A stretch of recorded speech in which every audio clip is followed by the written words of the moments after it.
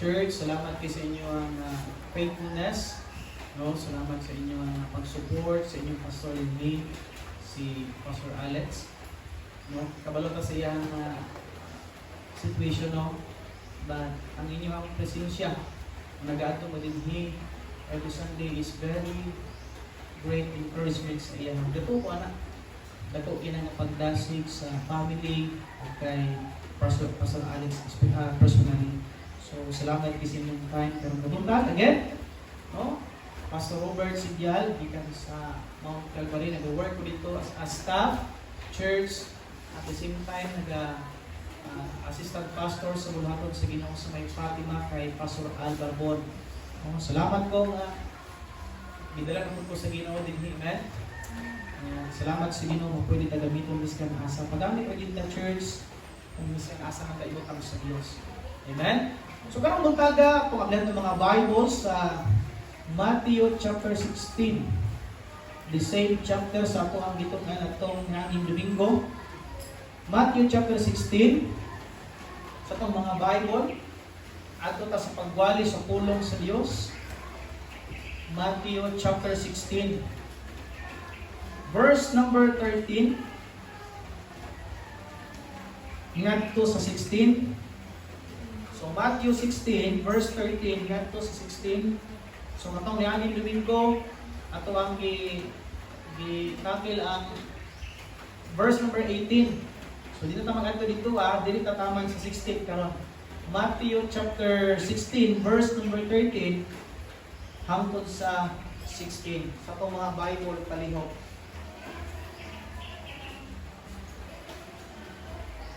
Okay, kung nana mo, say amen. Amen. Basahon nato, doon na sa pagbasa. Verse number 13, when Jesus came into the coast of Caesarea Philippi, He asked His disciples, saying, Whom do men say that I, the Son of Man, am? And they said, Some say that thou art John the Baptist, some Elias, and others Jeremiah, or one of the prophets. Verse number 15, He said unto them, But whom say ye that I am? And Simon Peter answered and said, Thou art the Christ, the Son of the living God. Karong buntag magwali ko about the title, Who is Jesus? Who is Jesus? Kinsa si Kristo? Kinsa si Jesus Christ? Who is Jesus? Pag-pray na for a moment. Dalay God, mahigugmaw ng mga Diyos. Mahal na sa langit.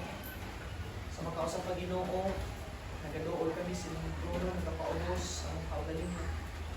We acknowledge, Father, na wala kami mahimok mula inyong tabang. We need your help, Ginoo, sa amuang kinabuhi. Salamat, Ginoo, may umingidagay sa church despite sa panahon. Kami, Ginoo, nakapadayon sa pagsimba, sa pagday, sa pag-honor sa imong buhi ng ngalan. Salamat, Ginoo, sa imong pulong, nag-aampo ko, Lord, imong bigla sa imong pulong. Nag-aampo, Ginoo, sa pagsaysay na ko. I pray, Holy Spirit, imong katabangan, biyaya ang akong bakba sa pagwali sa imong pulong. Tagay ang puso. Control my mind, O God. Lord, tabangin Ginoo yung mga katawhan nga nalinhi. Kasi sila Ginoo makaintindihan sa imong pulong. Kailadiya sa imo ha. Because as Christian, importante kayo Lord, mailahan ka sa mong kinabuhi. Because knowing more Christ will make our faith strong, O God. So Lord, bless ang imong pulong. Dalaygon ka. Kinamong pasalamatan, ginaam ko in Jesus' name. Amen. Who is Jesus? So sa tuwang passage nga nabasa mga kahingilan, mga kaigsunan, morning time, sa verse number 13, when Jesus came into the coast of Caesarea Philippi, nangunta na siya mga disciples, niya na siya mga disipulo, kinsa man ko, katong sa mga tao nga nag-speakas, unsa man ilang pag-ila sa ako. Niya na ni mga disciples, ang ilang pag-ila sa imo Jesus kay, ikaw daw si Elias, ikaw daw si John the Baptist, ikaw daw si Elijah, ikaw si Jeremiah, o usa sa mga propeta. So, mo na ilang pag-ila kang Jesus Christ, katong nga pundok dito sa pikas. Pero yan si Jesus Christ, sa inyo karon dinhi, kinsa man ko para sa inyo ha. Kung sa inyong pag-ila sa ako. Then yan si Peter, salamat sa Ginoo nga naay usa nga nakaila kang Jesus Christ sila nga pundok dito. Yan si Peter, and Simon Peter answered, Thou art the Christ, the Son of the living God. That's why niya sa verse number 17, and Jesus answered and said unto him, Blessed art thou, Simon Bar-Jonah, for flesh and blood hath not revealed it unto thee, but my Father which is in heaven. Ano siya nga? Bulahan ka, blessed ka, happy ka, Simon Bar-Jonah, meaning Peter. Kay ikaw ang Indriya, because flesh and blood hath not revealed unto thee. Meaning ang tawhanon nga pagsabot, ako nagato nga dili na mo ang naghatag sa imong pagsabot. Ang naghatag sa imong pagsabot nga nakaila ka sa ako, God the Father in heaven. Ingon dinhi, but my Father which is in heaven. So ang Ginoo ang naglihok sa una-una sa understanding ni Peter para mailhan niya si Jesus Christ sa iyang kinabuhi. So karon kabuntag, who is Jesus? kinsa si Jesus Christ sa atong pag-ila sa iya. You know what, mga kaibigan, mga kaigsunan? It is very important na ang mga Kristohanon nga kaila sa Dios. Importante kayo nga kaila ta kung kinsa si Jesus Christ sa atong kinabuhi, kung kinsa siya. Ngano man? Because knowing more Christ will make our faith strong. Amen? Ang pag-ila nato diha sa Dios, ang pag-ila nato diha kang Jesus Christ, maoning maghatag ka nato og lig-on nga pagtuo sa iya. Maghatag nato og confident, determination, nga miskan unsa ang mahitabo sa atong kinabuhi, padayon ta mangalagad sa iya because kaila ta kung kinsa atong gialagaran. Amen? Importante ka may kayo nga mailhan nato ang Dios sa atong kinabuhi. Usahay Kristohanon, mas nalilan pa ang mga artista sa TV kaysa sa Dios.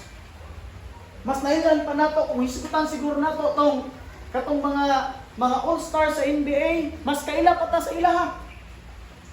Kung hisgutan nato ang mga naga-boxing, boxidors, mas kaila pa ta.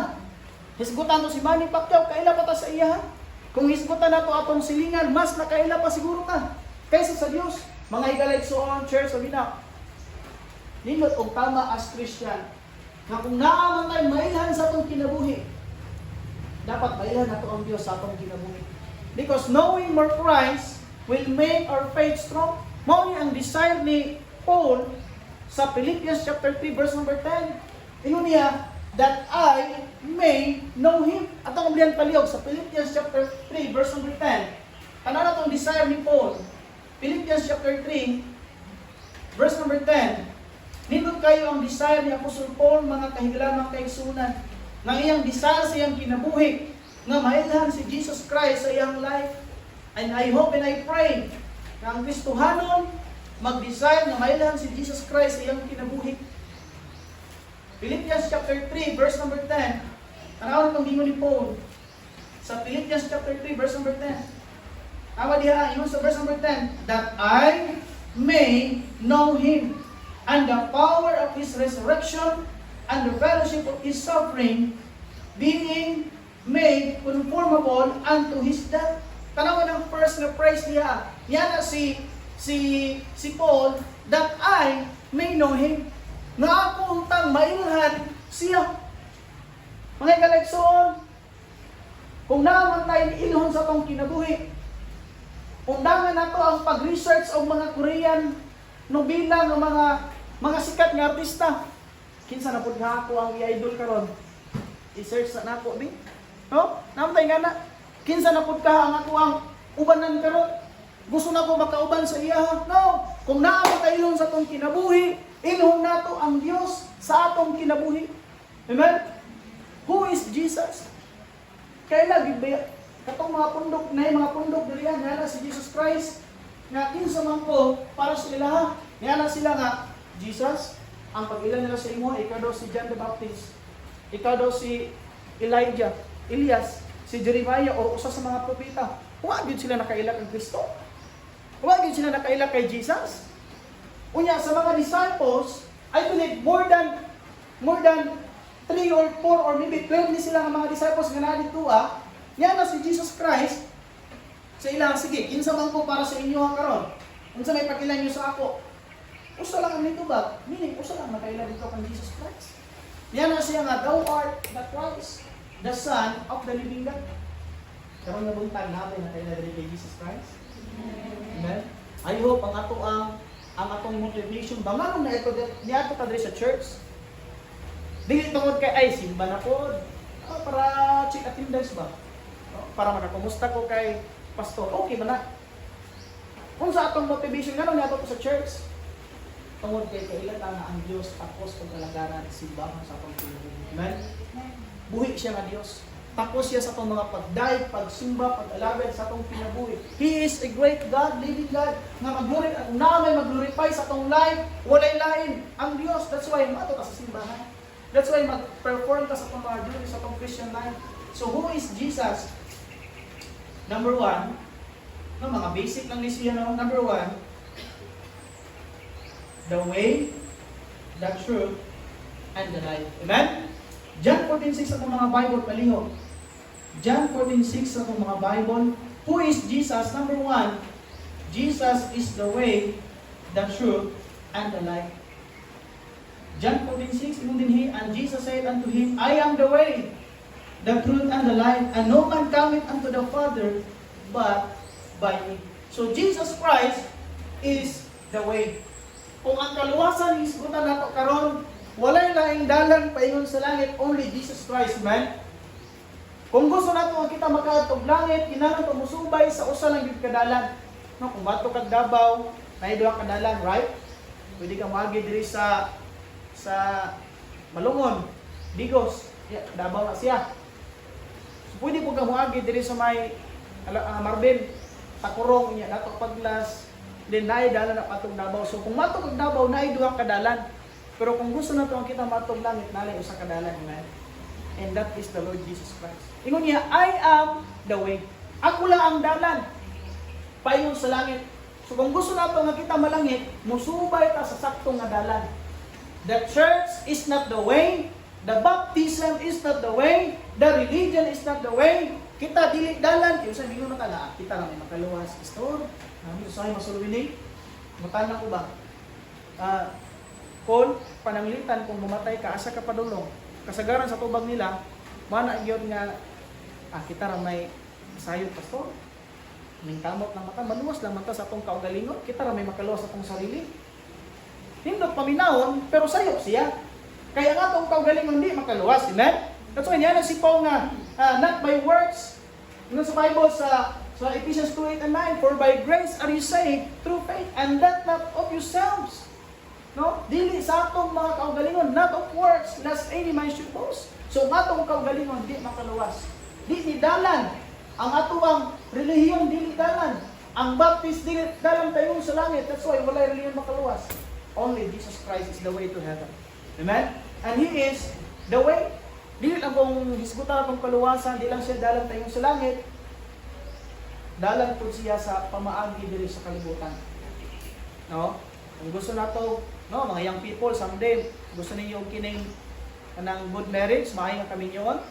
Subay mo sa hindot nga pamaagi sa Dios sa kaminyoon. Ayaw gid mo pagdali-dali, amen? Kaya kung mo magdali-dali ka, mo tipas ka sa pamaagi sa Dios, mo subay kasi mong pamaagi, para maminyo ko kining ako atong i-entertain tong ako ang classmate nga gwapo niya kining dato entertain ako to niya basig di madala ako sa simbahan basig lang pero ang tingin basig dili ikaw ang basig madalan dili ikaw ang makadala sa simbahan basig ikaw ang madala sa dito sa pikas no daghang mga nahitaboy nga na mo nang amping kito ang pamagi sa Dios nga magkaroon kag kanang nindot nga kaminyoon someday mga young people no subay sa pamaagi sa Dios nga pag dili sa gyud no pag mag-wait sa gyud pag mag-pray lang no school tarong kaya ang Ginoo na mangitag pamaagi nga ikaw magkaroon partner sa kinabi para magkaroon ka nindot ka kanina kami ni Mrs.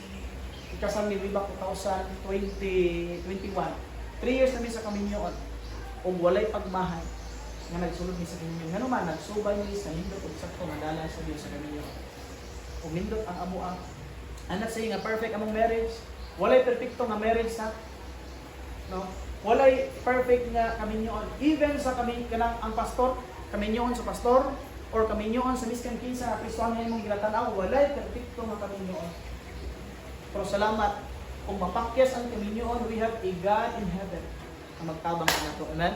Kung musubay ka sa sakto na kaminyoon. Kanang pamaagi sa Diyos. He is the way. Going to heaven, He is the way. Sa atong life diri sa kalibutan, kung gusto na itong hapsay, punog panalangin, nga kabubuton sa Diyos, subay ka sa pamaagi sa Diyos. He is the way. No, He is the way, the truth, and the life. Siya lang ang kabaturan. Walay laing dalan mga galagsuon. Jesus is the truth, and He is the life. Meaning, kamatuoran si Jesus Christ. Kaya kamatuoran man siya, so ang simbahan niya iyang gitukod, kamatuoran po, di ba? Salamat sa Ginoo nga ang founder sa itong church, no? Dili ang founder sa itong simbahan, dili tao. Yes, na ay pastor na gibutang dinhi, praise the Lord, salamat sa Ginoo niya na. Pero ang founder sa itong church, ang naghimo ni church, ang nag-build ni Jesus Christ. So, salamat na kini nga simbahan na conclude that this is a actual church. Because the founder is the Lord Jesus Christ. So, Jesus is the truth, the way, and the life. John 14:6. So, that is who Jesus is. Number 2, Jesus is the only door. No? So, mga ideas ni siya. Nindot kung tama nga makailata kung kinsa si Jesus Christ. He is the way, the truth, and the life. And no man cometh unto the Father but by Him. Number 2, Jesus is the only door. Not just a door, but the only door. Siya lang ang puntahan dito sa langit, even diri sa kalibutan. Kung gusto nato mga opportunity, mag-knock sa only door. The Lord Jesus Christ. He is the only door. Katong gihimo ang arka ni Noah, na yung mga instruction, na yung mga dimension, na yung mga sukat. Di sa diya ka nahimo ang arka, usa lang gid kapuntahan ang arka. Naay usa ka door nga gipasulod dito ang pamilya ni Noah sa pagulong ng mga tao, pero ilang magkatawhan si Noah, so wala sila dito. So ang nagsulod dito ang pamilya ng ni Noah. Iyang tulo ka mga anak, ang mga asawa sa tulo ka mga anak, asawa ni Noah o si Noah. So naalay 8 ka tao nga nakasulod sa nakaagi sa usa lang kapuntahan, and then pares-pares man tong kining babae o lalaking hayop, pares-pares. Nya sa diha kanana sila sa sulod, ingon sa Bible, gisirado sa Dios ang puntahan. Pila ka puntahan ang gisira? Usa lang. Kaya ang puntahan sa arka, usa lang. Mga kalagsuot sa langit, usa lang ang puntahan. Jesus is the door to heaven. Wala na yung puntahan. Mga yung puntahan, na yung puntahan din na yung door din ang dahas sa gawas, nga di mo sulod din sa puntahan, dili maluwas. Kung naailayon dito, patay tukbon. Pero kung musulod ko din yung usalang kapuntahan, na ako din sa sulod, yun sa Bible, masave. John 10:9, ito ang lihan. John 10:9, yun sa Bible. John 10, verse number 9. Yun sa Bible. Tanaw na to. Jesus is the only door. John chapter 10, verse number 9. John 10:9. Pagkabasahon ako yun sa Bible. I am the door. By me, if any man enter in, he shall be saved, and shall go in and out and find pastures. Jesus Christ is the only door. Ingon sa Bible, miskan kinsa nga musulod or mugawas. Ingon dinhi siya makataplag o sibsibanan. Kung siya musulod sa puntahan nga mao si Jesus Christ, maluwas. So ang kaluwasan, only the Lord Jesus Christ. Amen? Because He is the only door. Walay lain puntahan sa langit, Jesus Christ lang. Siya rin makaluwas, o nilain pa. So Jesus is the way, the truth, and the life. And Jesus is the only door to heaven. He is the only door of opportunity sa trabaho, sa unsa man ng mga aspect din sa kalibutan. He is the only door. Number 3, Jesus is the Christ. Jesus is the Christ. Ito ang palihog. Sa Matthew chapter 16, sa itong ibasa ganina. Matthew chapter 16, namo mo diya sa amen? Amen. Matthew chapter 16, verse number 16. Nalaman ang gingon ni Peter. And Simon Peter answered and said, Thou art the Christ, the Son of the living God. Amen? Yan na si Peter na, ikaw si Kristo, ang anak sa buhi nga Diyos. The word Christ is the promised one or the anointed one. Sa Old Testament, mga kaisunan, sa Old Testament, ang children of Israel, sa may Holy of Holies, itawag ng tabernacle, maghalad sila dito o kining hayop. O sa kahayop nga walay daot, hingsog tambok, ilang ng bulbulan ang liog, kunya isalo sila tong dugo. Kung katong dugo nga ilang gisalo, dito ay ibisik-bisik na dito sa may altar sa Holy of Holies sa may tabernacle. Ilan ang ginahimo for the covering of their sins for the whole year. Kabalutan niya na. Para matabunan ang ilahang sala sa tibuok tuig. Tungod kay ang Ginoo nag-promise sa ilaha og kining Misaya nga manluluwas sa ilahang kalag. Nag-promise ang Ginoo kining Misaya, meaning the promised one, the anointed one. So katong gihimo nila, katong karniro, nagahulag ko ay kadto kang Jesus Christ. Katong dugo na ilang gipisik-pisik dito sa altar para matabunan, makubiran ilang sala for the whole year. But 2,000 years ago, natuman ang gipromise sa Ginoo. Ang gisaad sa Dios na fulfill. That's why naay gitawag nga fulfill prophecy. Natuman ang gisaad sa Dios. John chapter 1 verse number 29, kung maka-open mo dito mas mahal pa, hindi okay na po. John 1:29, yun sa Bible, behold the Lamb of God, which taketh the sin of the world. So si Kristo, ang promised Messiah, ang promised one, the anointed one sa Old Testament, 2,000 years ago, gigamit si Virgin Mary dito sa may pasungan sa Bethlehem na tao. Nagdako nga walay sala. Gilansang siya sa cross, namatay o gilubog, uban ang atong mga sala. And after 3 days, sa 1 Corinthians chapter 15, verse number 1 to 4, after 3 days, He rose from the dead, that whosoever believeth in Him should not perish, but have everlasting life. Jesus is the Christ, meaning the anointed one, the promised one in the Old Testament. Naabot na. So wala tayo pangitaon pa ng Kristo. Itong nasa Davao nga nagpaila na siyang Son of God, dito mo.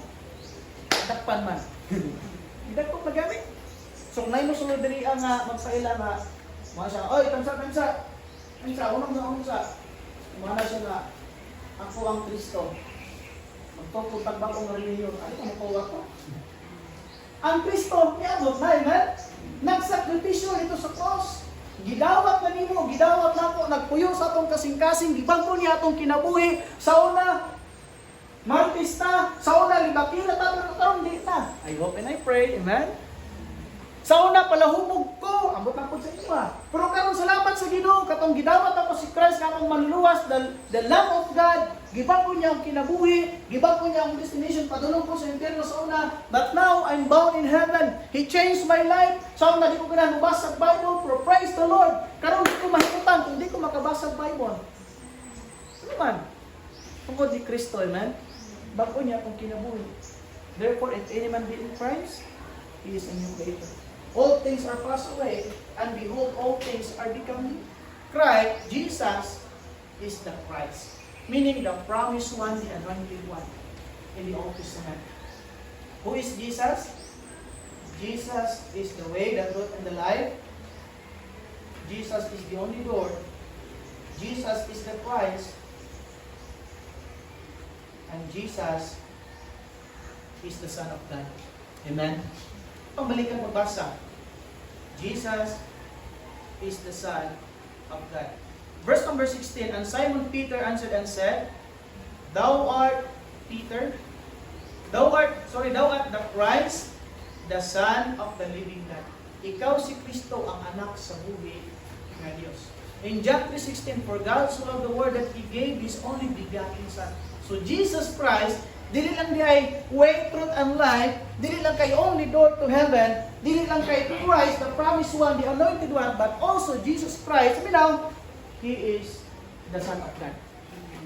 Anak siya sa Diyos, nga nagkatawang tao, gitawag siya Son of Man, o gitawag ko siya Son of God, because He is the Son of the living God. Now, kay si Jesus Christ man, Son of God, dili isog sabton, He is God.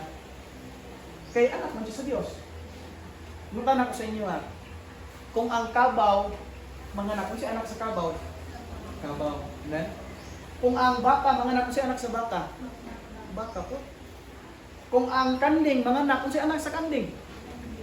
Di na to apilon tong ibang kati, mas ibang tatagma. Kung ang tao, mga anak, kung si anak sa tao po. Kung ang Diyos, mga anak, kung si anak sa Diyos po, amen? Ingana, kasayon sabton. Kaya ang Diyos, may padala siyang bugtong nga anak, dili lisod nga sabton, nga si Jesus Christ, Diyos. Because He is the Son of God. He is the Son of the living God. Diyos si Jesus Christ. He is God, mga kagilan, mga kaigsunan. Amen? Kay Diyos man siya.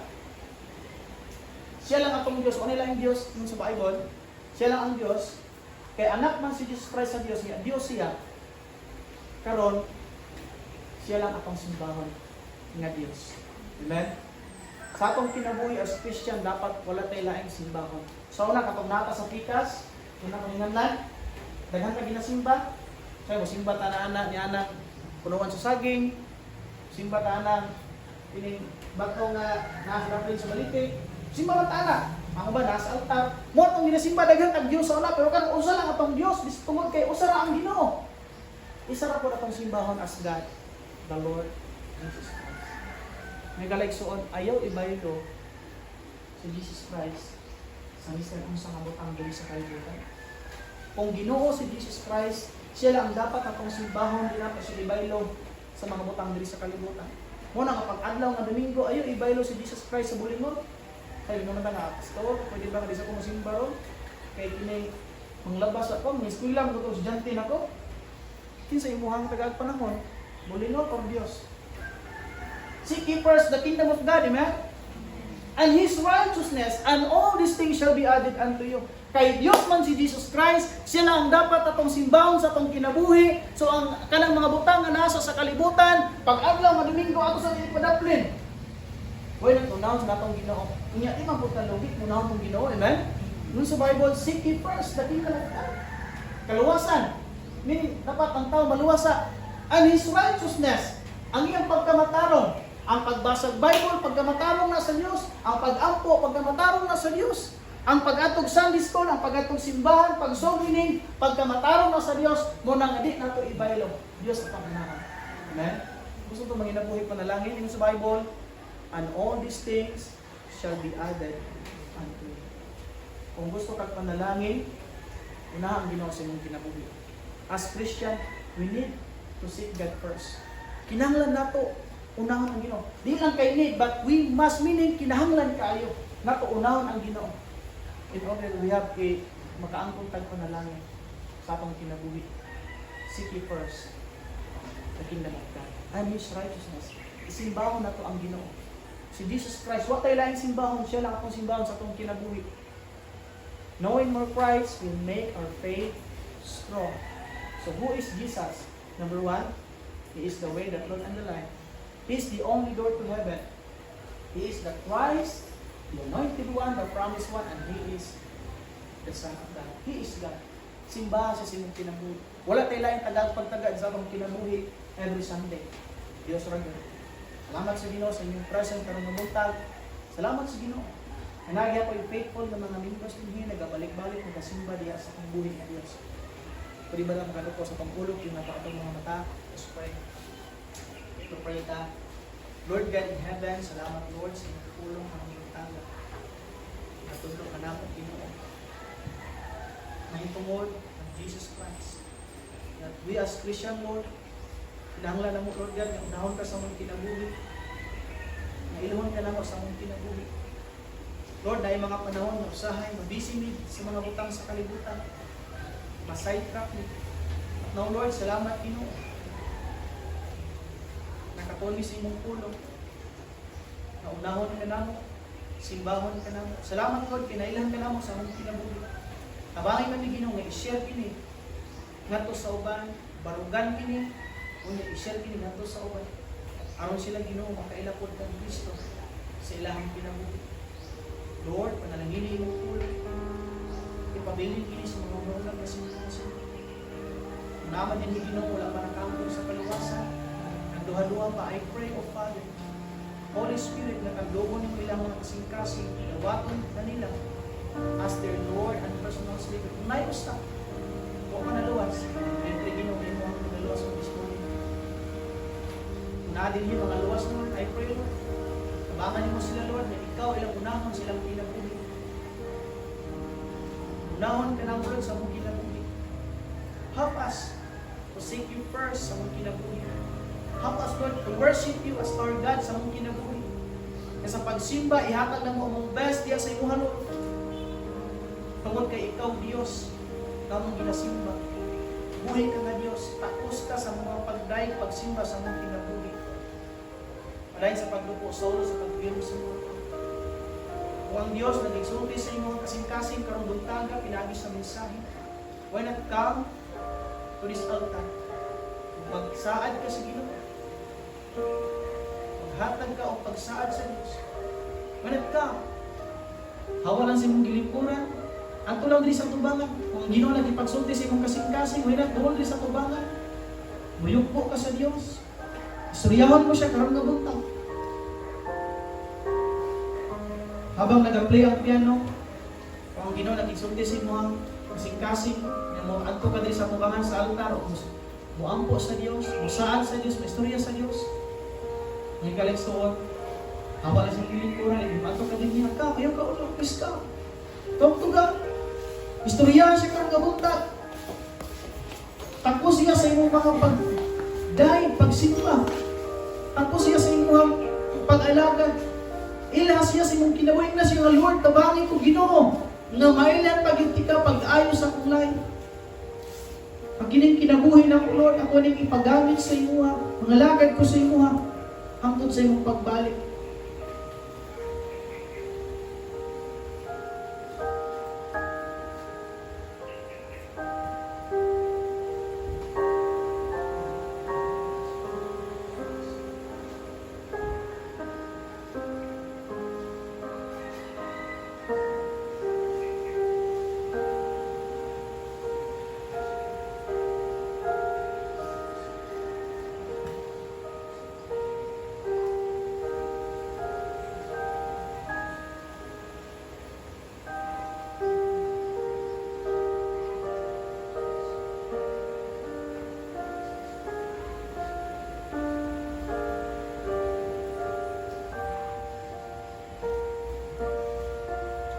Lord, in heaven, salamat kayo sa ipulong karupunan.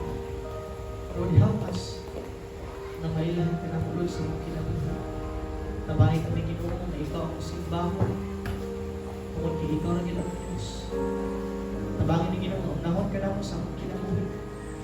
Iskan mo sa pamahitang ulod sa mga kinabuhi. Hindi kami magkulang sa pagpangalagan, sa pagsimba, dihan ka na. Lord, nag-aapurod, pangalagin na rin mga katawan din. Bangis sila dito. Kung siyempre kung sa Manila, ang isaad ka, istorya sa inyo man. Nag-aampo ko din mo kinipawin ako. Panalangin yung mga katauhan.